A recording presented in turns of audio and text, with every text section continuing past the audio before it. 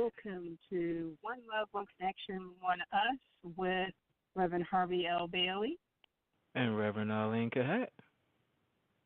And tonight we are going to talk about the pitfalls of unrequited love, which is one of the reasons why we had a different intro song for today. But before we get started, we're going to go ahead and get ourselves prayed in, so we'll be right back.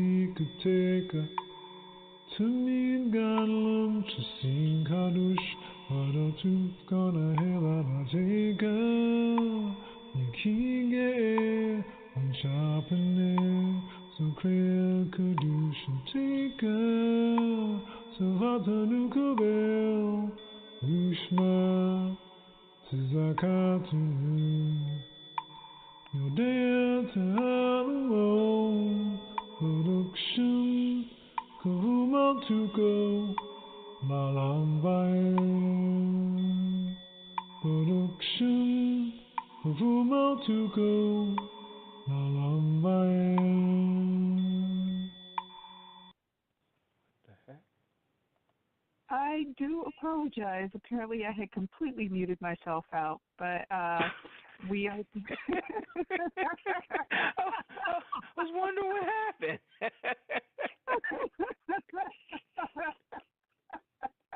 I do apologize, everybody. And like I said earlier, tonight we are talking about the pitfalls of unrequited love. And the question I was asking and got absolute silence because I was muted was, have you had many experience with unrequited love, Reverend Harvey? Yes. Yes, I have. Yep. Yeah. I guess that's just one of those things in life that, at some point, and maybe everybody haven't gone through it, but I certainly have, you like someone and they just don't like you the same way. And it can be painful, it can be really bad. Sometimes, actually, in my opinion, when you like someone and they don't like you the same way and they, say it up front or they do their best to send you the message, look, stay away from me. I just don't like you that way. Though I didn't appreciate it when I was younger and it happened, older I can definitely appreciate it because there's nothing worse than getting involved with someone who lukewarm like you. And like, okay, well, and then, because really, as relationship coaches, we can tell you that's usually doomed from the start. In rare occasions, it do work, but usually it's doomed from the start. If that person don't really like you, it's kind of a lukewarm thing. It's like, well, whatever. Don't love me that way. just be upfront and clear with it and say, no, I'm just not interested. Yeah, and I have myself experienced that as well. And then here's the thing, ladies and gentlemen. You're actually, even though that rejection in the beginning is something that's very painful, believe me, if the person strings you along and is dishonest about it, that is far worse than the actual initial rejection. And yes, and so here's the thing. I don't want people to delude themselves about when they are, you're going to convince that person that, that you are really, the one that they want to be with, that you're just, believe me, you're just setting yourself up for heartbreak. So if they actually say, well, I'm just not that into you.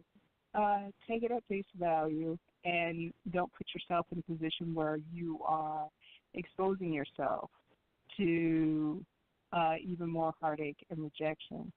And here's the thing, even I do recall at one point, and I can't necessarily say that the love was unrequited in this particular instance, but I had a relationship with a guy, and one of the things that he had told me initially was that he did not want to be in a relationship.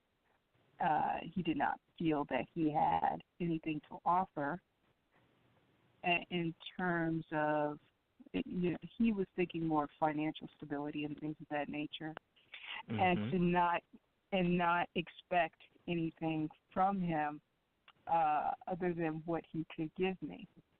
And I think the hard part of that particular relationship was that I knew that he cared for me. I knew that he loved me, and I knew that he loved me on a bone deep level. But those things were not enough for him to, his love for me was not enough to overcome those things that he saw as barriers.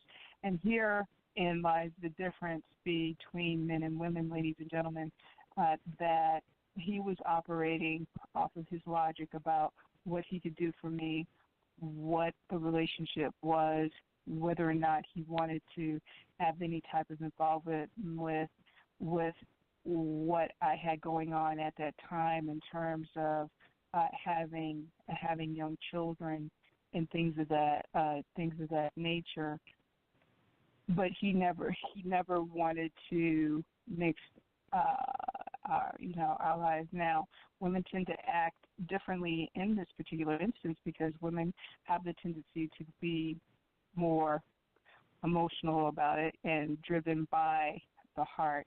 And a lot of times, a man may love you or care about you or not care about you, and still do the physical things that you may associate with love.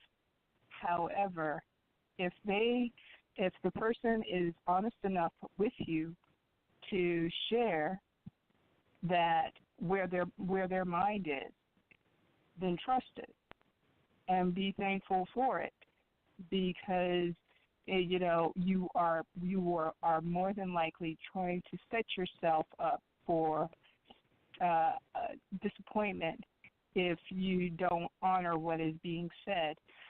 Always make sure that the actions back up the words of the individual. What do you say, Reverend Harvey, to that particular scenario? Absolutely. When we talk about unrequited love, if you can look at it several different ways, but the bottom line is people usually, even if they don't say the words, they give you clues in how they treat you. For decades, I've been saying actions, not words. That's how you make a name for yourself. Because anyone can say the words, but the words is mere rhetoric if you're not backing it up.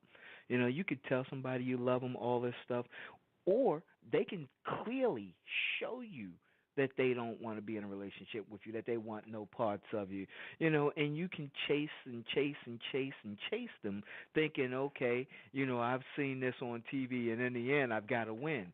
No, it don't work that way in real life because there's no one writing the script but you and them, and there's no director and no producer. It's just life, and it doesn't always happen. You can chase and fight and do everything you can to try to make this person love you, but look, life is short.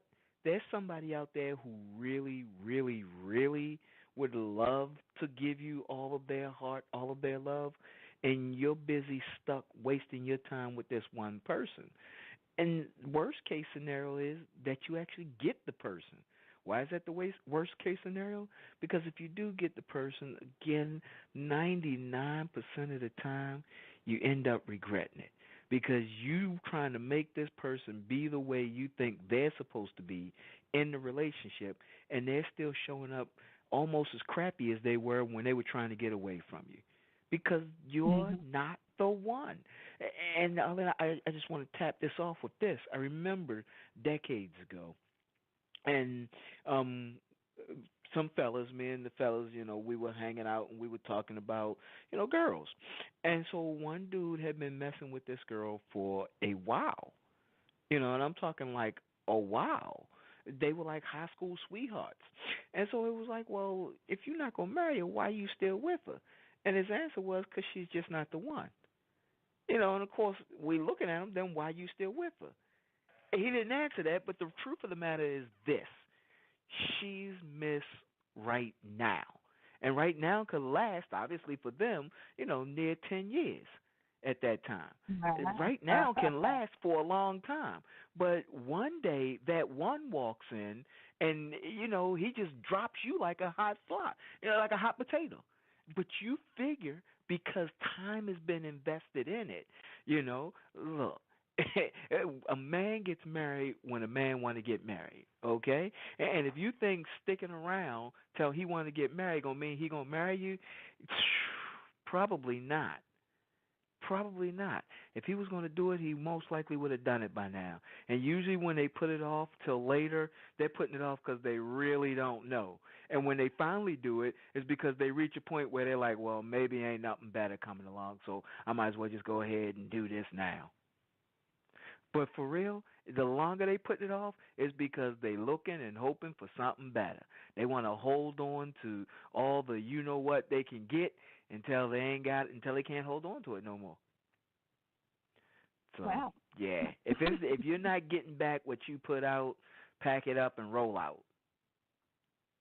Okay. Okay. So,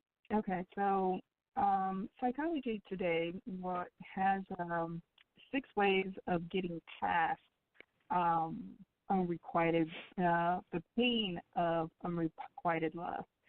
And one of the things they said that number one, there's just no way to get around it, and that the rejection in and of itself is just painful.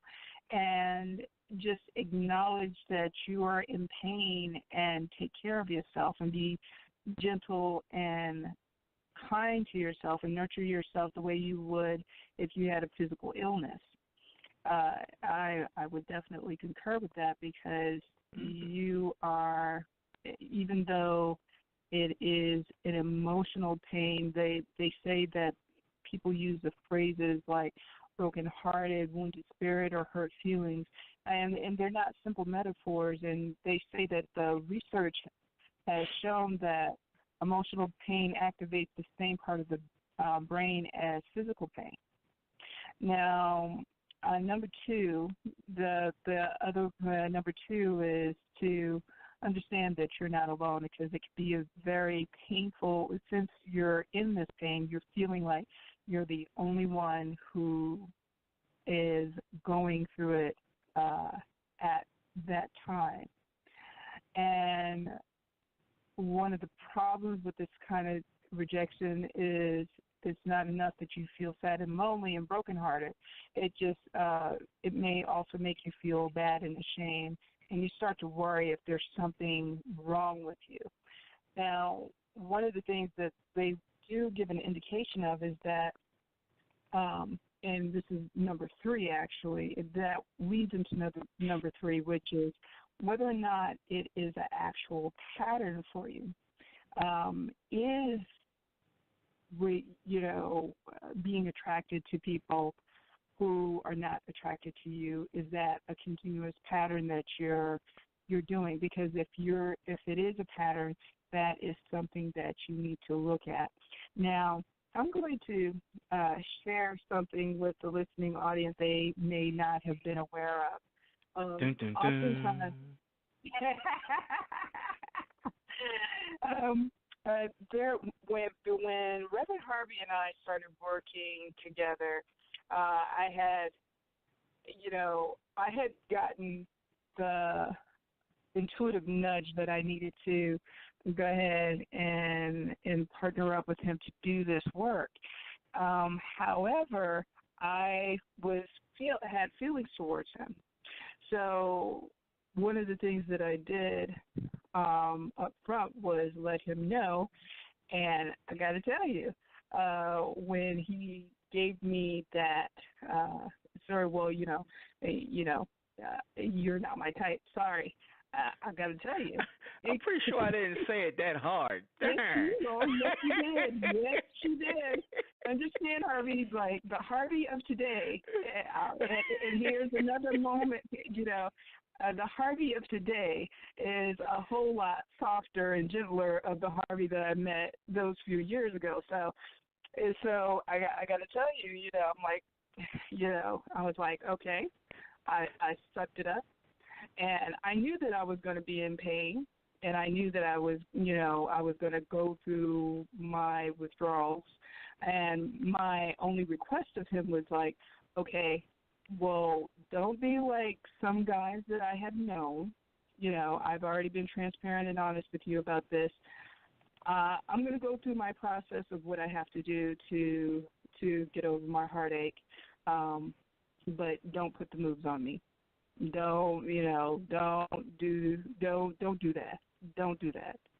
So, and over time, what has happened in our friendship, because again, one of the things that I think people should know is that I honestly feel that our business partnership was divinely put together. There was, I think that there was, at least for myself, I can't speak for Reverend Harvey, but for myself, there was a great deal of growing that I did in the friendship in and of itself. And at one point, I did actually ask for divine help with transforming the relationship into a relationship that Source would have it be and operate at. And what I have learned was that I learned how to be accepting of a person, exactly where they are, accepting everything about that individual and loving them there. And for that, I think that the relationship, from my standpoint, became richer because of it. So this is another sort of a side note that perhaps the relationship that you are wanting to be one thing is designed to be something else, and it is also designed to help you grow. And I would say that my relationship with you, Reverend Harvey, has actually caused me to grow, and there were aspects of our relationship that I wanted in a relationship and that I currently have with my current husband, and I literally called you Practice Hubby because I figured that if I can be in that place where I could have all of those things that I had in a relationship with you, and have the extra added perks of a relationship, that I would be in a good place. So, hey, there we have it, ladies and gentlemen. And just in case there were people out there that were wondering, no, we've never really been involved like that, but we did become very close friends. There's a whole lot of people who have been wondering. They still don't believe me when I tell them, but we were always just what we are now, really good friends, and we connected and bonded, and I'm telling you, I didn't say it that harsh to her, folks. She may have heard it that way. I'm sure I would have said, I don't like you that way, and she may have said, you're not my type, but I'm pretty sure it would have been softer because, even as hard as I wasn't ruthlessly cruel. Nah, woman, I don't like you like that. After all, we did continue to have a really great friendship. And as she mentioned, the me of today, 2016, is definitely not the me of 2014 when Arlene and I first started. So that change did come with working with her so closely, even down to, and Arlene, you'll remember this, when I was doing my coach training, and as a coach, I'm already a coach. I have been since 2011, but you keep your skills sharp, and so I've been working with a group out in California, and they've been mentoring and coaching me with growing what I do, and so there was some training. Arlene, you remember back in what was it, August? That I had to go out to Mhm. California, and we did, and the guy who runs the organization, he liked everything about my speech, my stage presence, how I did what I did, and all he could say was, "There's something about you I just don't trust." And I'm like, okay, now that hurts my feelings right there. You could have criticized a whole lot of things, but to say I was, you know, really good, but something about me you don't trust. And so over a period of 2 days, because it was 3 days that we were there for, and he finally realized what it was, and what it was this: I come off too hard. And so I tell a story, and the story is, it's kind of emotional. And what he wanted was for me to show more vulnerability. When telling this story, for people to connect, it's a story that's going to, pull at the heartstrings. So I should appear more vulnerable. Well, I'm straight up from the hood. I ain't no gangster, no G, no gang member, no thug. That ain't never been me, but I still grew up in the hood, and so for years, my slogan was, I'm Teflon coated blue twisted steel. Ever since I graduated basic well, it was infantry, so it was basic and your one-stop unit training. Your training is connected with your basic. But, ever since I became an infantryman, I'm Teflon-coated blue twisted steel. You can't hurt blue twisted steel. So, yeah, we go back 2 years ago when you and I connected, I was definitely a lot harder, and even the 2016 version, as I told him, I bust out laughing when he say that, because I was like, well, I can't tell you how many people have told me I'm too hard. But this 2016 version is the softest I've ever been in my life. And it is, because that's Mhm. just where I've come to. But yeah, so yeah, absolutely. Working together has been something that changes people. And I think, me being what you call your practice husband, you putting that out there created a space for someone to come in, because you were already telling the universe, I'm practicing to get this right. And so the Mhm. universe is saying, all right, well, if you're practicing to get this right, then I must be preparing to send you someone to fill that slot. And that's what they did for you. And I think that's a beautiful thing. Yeah. Yeah. Okay, so number 4 on our Psychology Today list. Um, Ask yourself if you would have rather not loved the person at all. And is it true that what Alfred Lord Tennyson's poem says,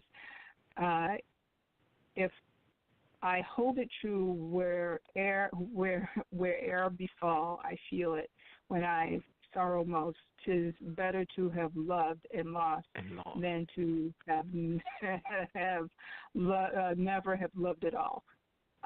I'm not so sure if I agree with that, but they're suggesting that there is an exquisite beauty in Mhm. that type of love, and it makes us feel alive in a very special Mhm. way.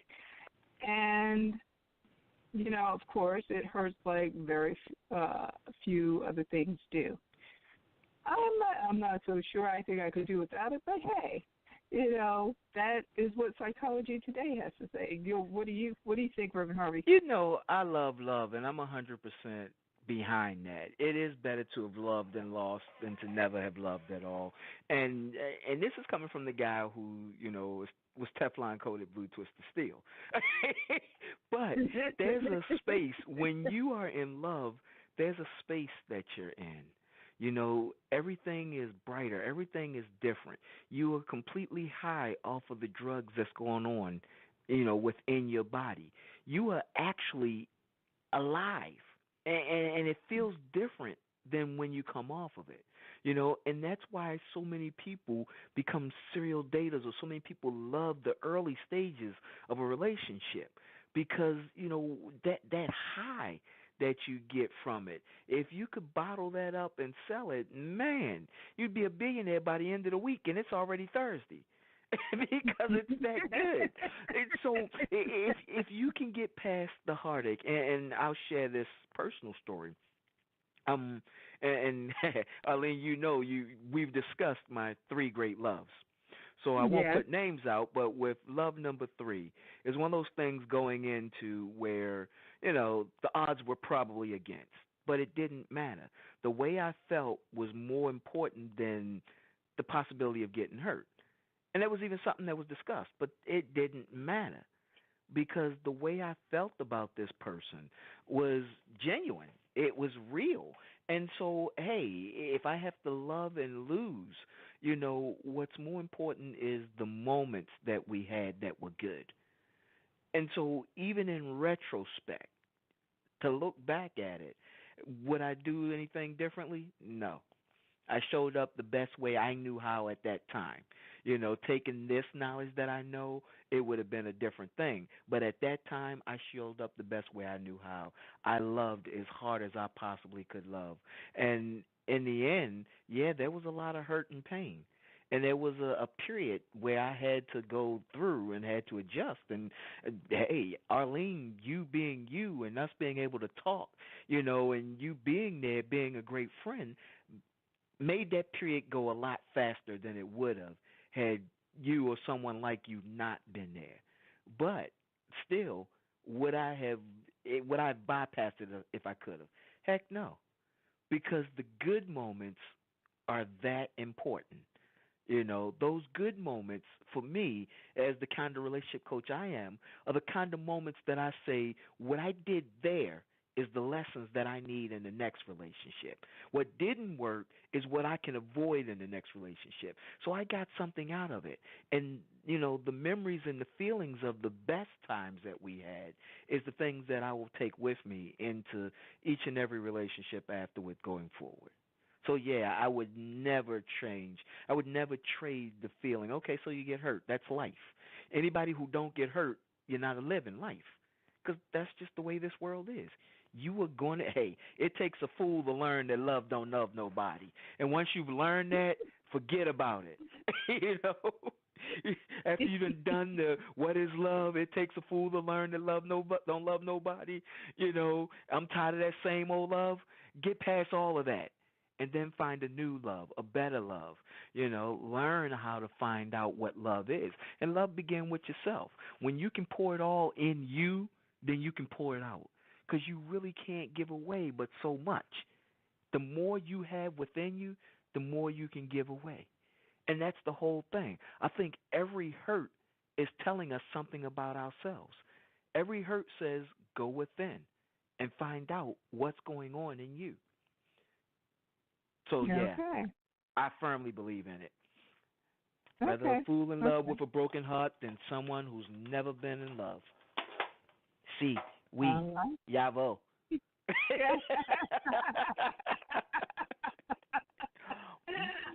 Okay, so what we're going to do is we're going to take a quick commercial break, and we'll be right back. Welcome to the Family Healing Circle, where we inspire awareness, motivation, and ideas for all areas of your life. On Sundays, we have Make Me Feel It Radio with Stacey Ferguson. This show aims to inspire people as it seeks to grow and change the world through personal and financial development. On Monday, we have Totally Whole with Pastor Cook. This show addresses issues surrounding mental health and spirituality. On Thursdays, it's 4 to 5 different shows a month. On the first Thursday of the month, we have Total Empowerment with Angela Hardy, where beauty and strength are celebrated and enhanced inside and out. And on the second Thursday of the month, we have One Love, One Connection, One Us with Reverend Arlene Kahet and Reverend Harvey L. Bailey, where they give you ideas and strategies on how to create, attract, and transform your relationship into a spiritual union. And on the third Thursday of the month, we have the Sacred Masculine Show with Reverend Jamel Gilliam. This show is for spiritual brothers and the women who love them. And on the fourth Thursday of the month, we have the Inner Consciousness with Reverend Harvey L. Bailey. This show explores the inner workings of the mind and gives advice on spiritual growth and self-healing.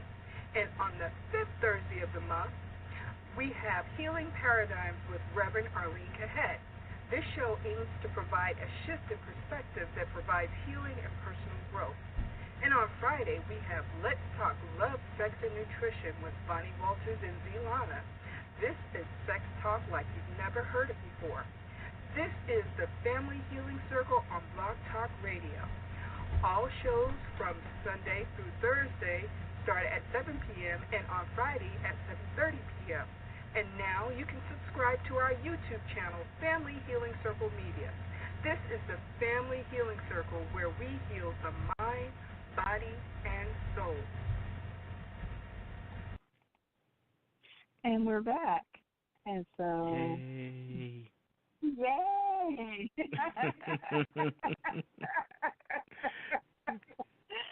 So we're going to go back to our list here from Psychology Today. And, you know, they say that, you know, this may not help you much, but there is evidence that unrequited love hurts the person who is loved as well as the one who is doing the loving. And in a study of more than 200 incidents of unrequited love, Boymeister found that the rejectors suffered from guilt and anxiety and often reported feeling like they were victims. Boymeister reports that many of the pursued said things like, "I never hurt anyone before," and talked about how awful it made them feel to know that they were doing it now. I think, yes. I would say being on the, because I did have the opportunity to be on the other side of unrequited love, and at least it's never been my intention to actually hurt anybody, but it just, you know, it made me feel funny that, okay, this person cares about me. They're wanting more from me.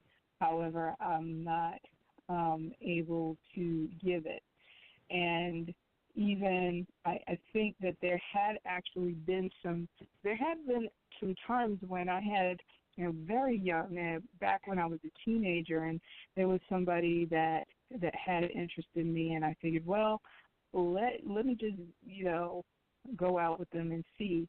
And what I have found was that the behavior that I had exhibited towards them was probably far worse than anything that I would have exhibited towards somebody that I had cared about. So, you know, I can definitely understand how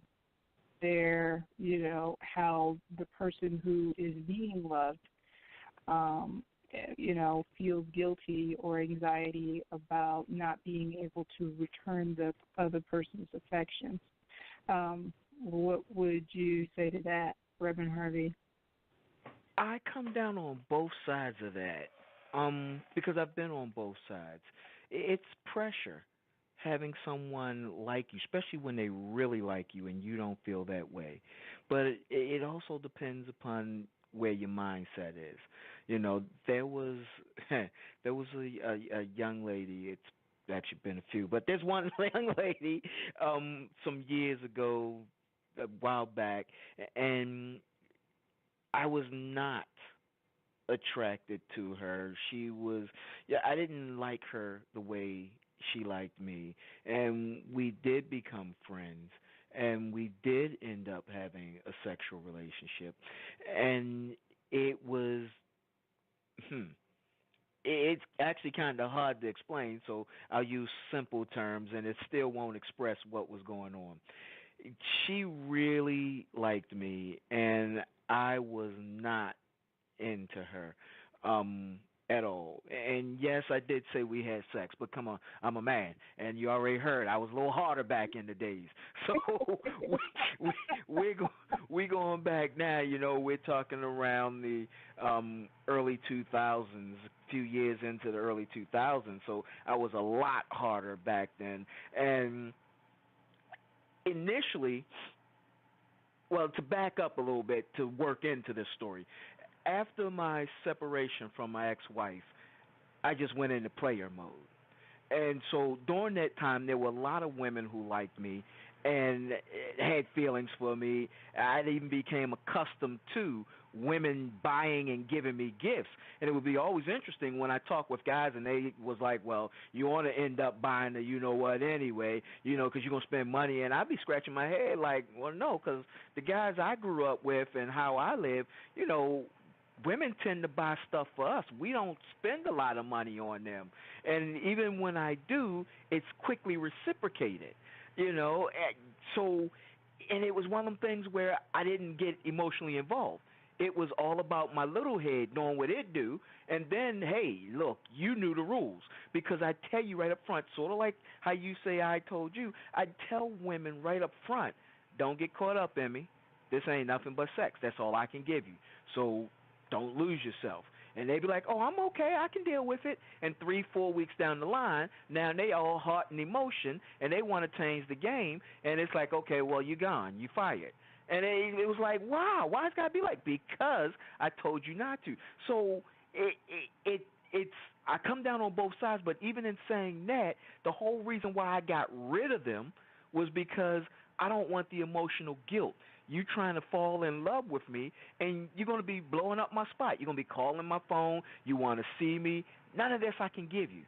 I gave you all I can give you. It's sex, and it's sex on my terms. And so if you can't meet or live with that, then you got to go because, I'll get another one. And so that was the mentality, and it was easy. So from that mentality, no, I didn't feel anything. So we jump forward to this young lady who I started talking about, coming from that background. Well,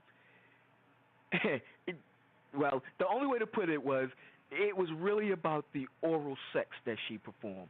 It was absolutely the best I'd ever had. It would, wow.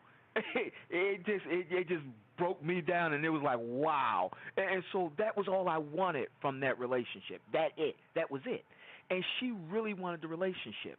So she was buying me things, take me shopping. And it was all kinds of wonderful stuff. And the worst part about it, because I did, and this is where I come down on the other side, because we became such good friends, and really the only attraction I had to her was her oral skills. And the only reason I had, sex with her was because it was kind of, if I didn't give her sex, she weren't going to keep giving me oral. And so it was a swap, and I wanted it that bad. Really, because it was that good. So anyway, but she treated me so good. And the worst thing is I had a checklist of what I looked for in a woman. And put the physical aside, she was everything else. She was the easiest person to talk to. We could have some deep conversations. We could have shallow conversations.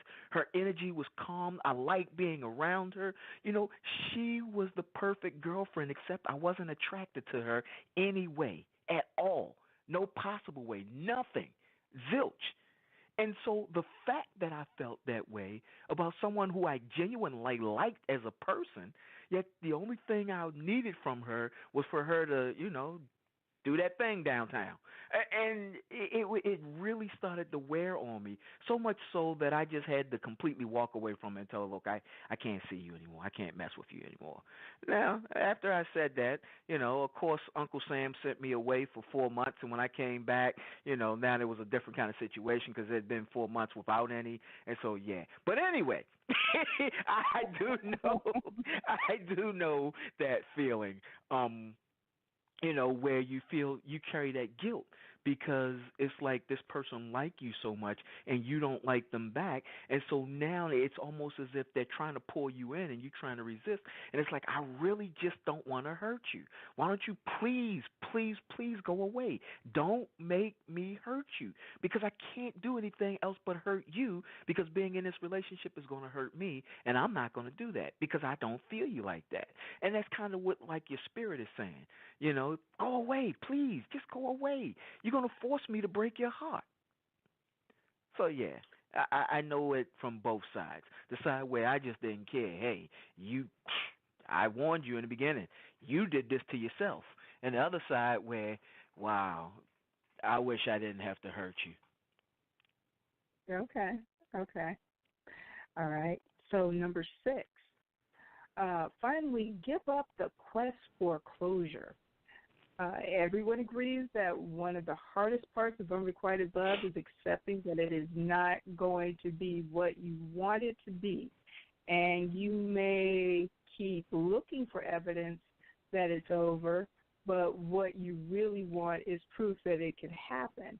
Mm-hmm. So it's like that song, Chasing Pavements by Adele, which captures the never-ending loop of the search for proof. And, and then they have this blurb here that from the song, I build myself up and fly around in circles, wait then as my heart drops and back begins that to tingle.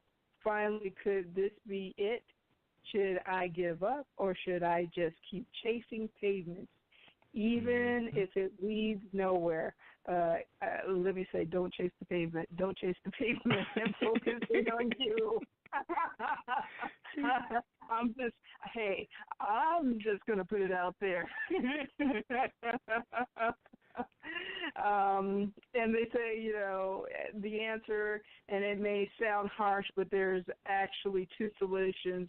And one, you have to learn to accept that whatever reason and for however long, this circle is the pattern you're going to live with. And if you come to that conclusion, then try to find some ways to be comfortable with it, to let it go of your self-criticism for being in the place, and with your fantasy, that closure of some sort is just around the corner. Or let go and move on without closure that you think you're wanting.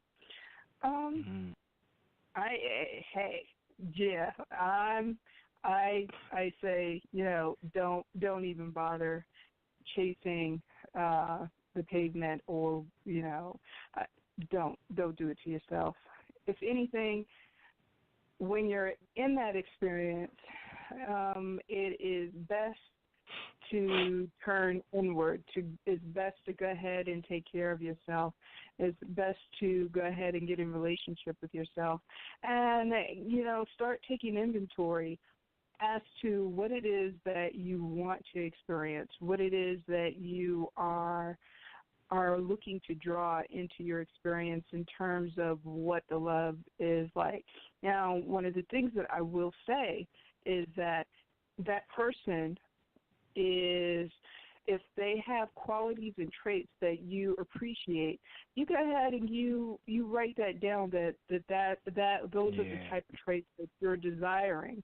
And this is one of the things that I would say, that your relationships, all of them, have taught you something about what it is that you're wanting to experience, what it is that you like, what it is that you dislike, and they help you to build up that list of non-negotiables, that list of what,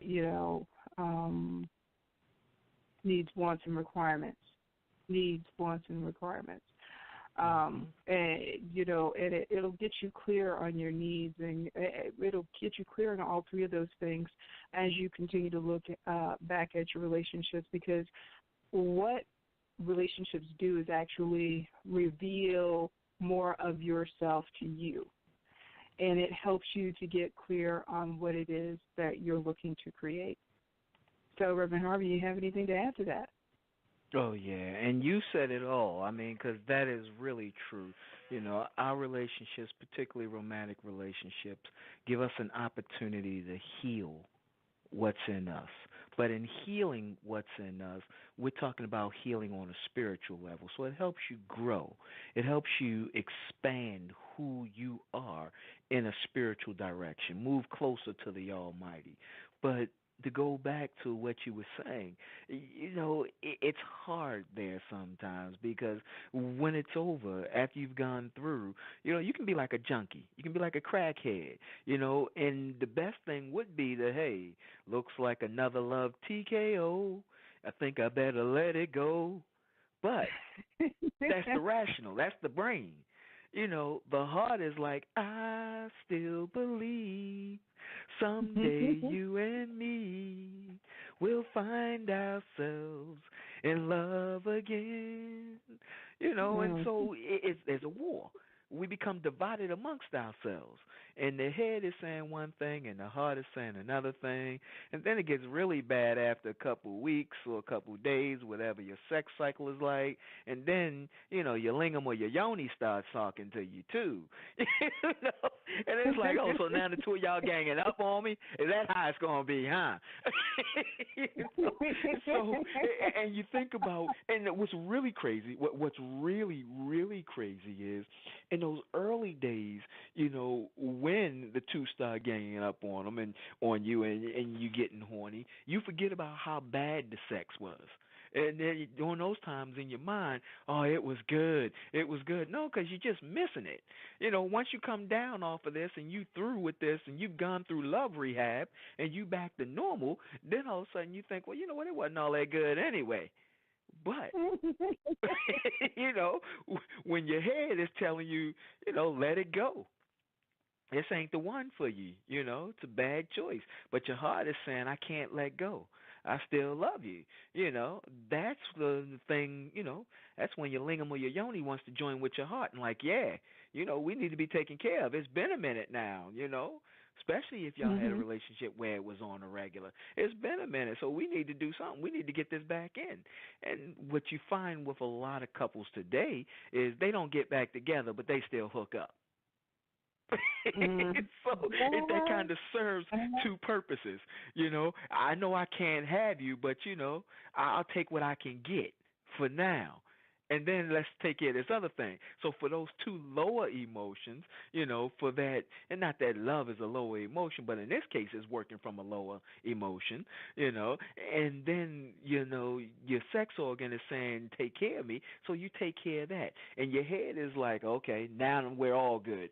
I came up with a plan to take care of all of us. But really, your spirit and your soul is saying, this ain't right. You got to stop. And every time you're going through, you got to stop. That call come through now because you done started something. We going to do this weekend or what? We going to hook up? Come on. Let's go out first. Let's do this. Okay, all right. And it ain't going to turn into nothing because it never turned into nothing. But, yeah, so that's a rough one. That's a rough one because, part of you know the right thing to do, which is throw in the towel, walk away, let it be. Forget about me. Let it blow in the wind. But the other part of you is saying, one more time. Come on. Let's give it one more shot. Maybe we can do it again. Maybe we can try again.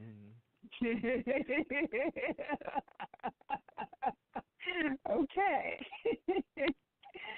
Well, ladies and gentlemen, that is our show for this evening. And even though this particular song is really kind of unrelated to love, ultimately, again, our relationships will reveal ourselves, reveal ourselves to us.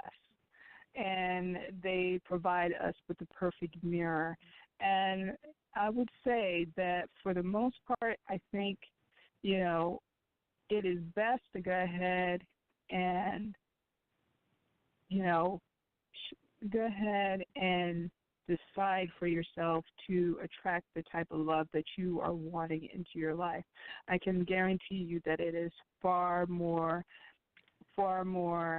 desirable than just settling and being in a place where you are ultimately being rejected. And when you get clear on what it is that you're desiring and wanting to draw into your experience, you're going to experience a great deal of freedom. And in that, is there anything that you would like to add this evening, Reverend Harvey? Absolutely, Arlene, absolutely. It's just like you said, and it can really be rough. I mean, folks, we understand it can be rough. We've been there. We know what it's like. When you feel a certain kind of way and what you feel is very much real, and You know, sometimes you even know you need to walk away. You even know you need to let it go, but you don't know how. And you sitting there and you just listening to the song. Come on, let it go. Just let it be. Why don't you be you and I'll be me? But you can't. You stuck right there. Be kind to yourself. Take care of yourself. Love yourself. And that's the most important thing, because true love comes from within. And when you love yourself deeply, deeply, you're going to start to attract that. Because you can't have anything you want. You can only have what you are. So whatever you're willing to be, you can have that. If you want to be love, that's what you're going to bring into your life. Love. That's all I got. Other than, hey, I'm doing relationship classes. It's in Baltimore, downtown on Reed Street at Indigenal. You can sign up right away. You can contact me. Classes begin in January. It's one class a month that we meet for 90 minutes, and it's going to be dynamite. Absolutely dynamite. So if you're interested in relationship classes starting in 2017, a whole new year, and you can reach me at 443-388-0356. Arlene? And that's all we have for this evening. And make sure that, like I said, this song is a little unrelated, but ultimately, when you get clear on what you want and you settle for nothing less, you're going to experience a freedom that you haven't experienced before. So love, peace, and blessings, everyone. Good night.